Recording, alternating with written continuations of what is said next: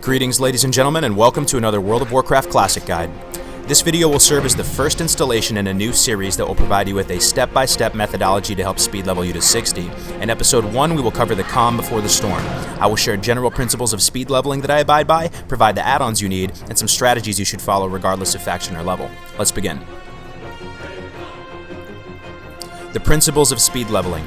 Number 1, use cooldowns frequently and obey the 5-second rule. This is the amount of time you must wait before your natural mana regeneration continues. Spend your mana in bursts, keeping everything on cooldown. Don't let your racials or offensive cooldowns sit unused unless you really think you need them for an impending emergency. Health and mana are both resources you need to leverage, and generally, if either are at 100%, you're not pushing the limits of your combat efficiency. Number 2, when in doubt, grind. Always be doing something. Stay productive on multiple fronts. Strive to hit 2, 3, 4 birds with one stone. If you get stuck, figure out your next move while killing nearby mobs. When things go wrong, grind to catch up. Monitor your XP per hour and don't let it dip below your projected time to level. Number 3, from levels 1 to 30, generally speaking, questing supplemented by grinding is faster. In the mid-game, from levels 30 to 48, grinding supplemented by questing is generally faster. In the late game, from 48 to 60, questing supplemented by grinding is generally faster. Number 4, no dungeons, no primary professions. Dungeon quests are too spread out and take too much time to collect. Other than first aid, ignore all professions as they're a gigantic time sink. Deal with them when you're level capped. The quests you unlock through professions aren't worth it, and if you're a healing class, you can even skip first aid. Now let's move on to setup. Step 1, set your game to full screen windowed mode so you can quickly alt-tab between the game and external resources such as Classic DB. Next, download the add-ons found in the video description.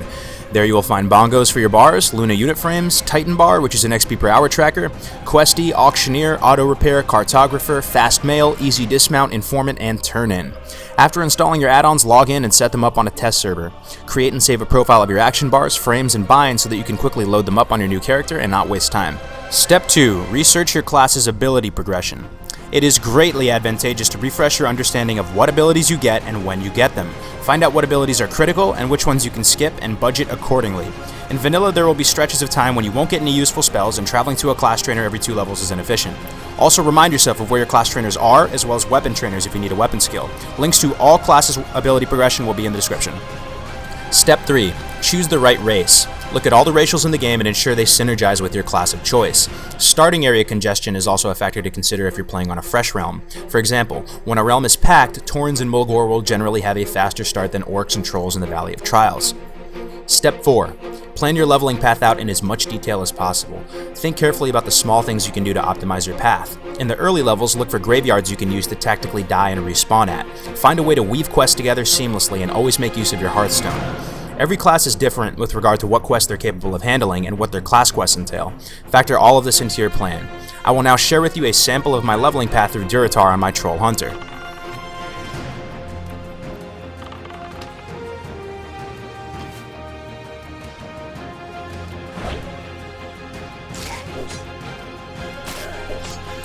Having executed on this plan multiple times, I know I have to complete the Valley of Trials and hit level 6 in under 30 minutes, hit level 10 in under 2 hours, and level 20 in under 8 hours. Notice that I plan my weapon progression as well, buying a bow from the weapon vendor near Senjin Village for 2 silver 85 copper, and again upgrading my bow around level 11 after completing the second Harpy quest by Orgrimmar. If I was another class, such as a warrior, I would have to change this route, as they have a level 10 defensive stance quest which takes them to the Barrens earlier. Step 5, create contingency plans. Take a look at your quests in your plan that are dependent on a certain NPC or drop and come up with a contingency strategy so that you have something to fall back on when circumstances change. This is the case when too many people are camping the same mob, or something doesn't spawn, or something doesn't drop.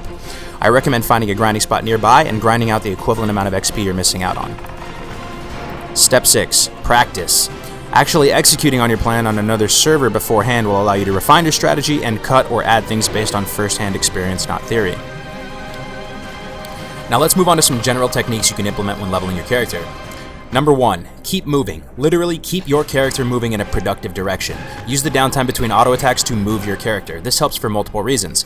Not only does it bring you closer to where you need to go after killing the mob, but it periodically brings you out of the hitbox of the mob so you take less damage overall. Number 2, skip quests. Don't be scared of making the decision to skip quests, as many in vanilla weren't worth it. When you get a new quest, take a second to think about the requirements and if it will be worth it given your character's current power level. How much time will this quest take and what is the payoff? In Classic, questing only becomes better than grinding when you can complete them efficiently. If you're not confident that you can complete the quest efficiently, don't do it and grind instead. Number 3, before you even create your character, create an alt that you don't even have to log into. Just make it and leave it at the character creation screen and use it as your bank alt. The add-on I've included allows you to send multiple items through the mail at one time, so instead of having to list things on the AH, you can just send anything of value to your bank alt and deal with it later. Number 4, worry less about upgrading your armor and more about upgrading your weapon. Of course, this applies primarily to physical damage dealers other than maybe a feral. The difference in a couple of your primary stat on a piece of armor is negligible when compared to upgrading your weapon. If you are going to invest your gold, do so on weapon upgrades and plan your leveling path with periodic weapon upgrades as a super high priority. Number 5, create quality of life macros you can use to save you time and APM in game. If you're playing a pet class, create pet attack macros that are tethered to your skill so your pet is proactive rather than reactive. If you're playing melee, create start attack macros tethered to your skill so you don't miss damage. Create macros that ask people if they want to group for a quest, or asking mages for some water, food, or a portal in exchange for a tip. Number 6, take any and all talents that increase your movement speed. People often joke that another way of interpreting your mount at level 40 is increase your leveling speed by 60%. However, there definitely is some truth to this. And with that, we are done. Thank you for your time, ladies and gentlemen. We covered a lot. I hope this video helped you in some way, and I will see you in the next one. Safe travels.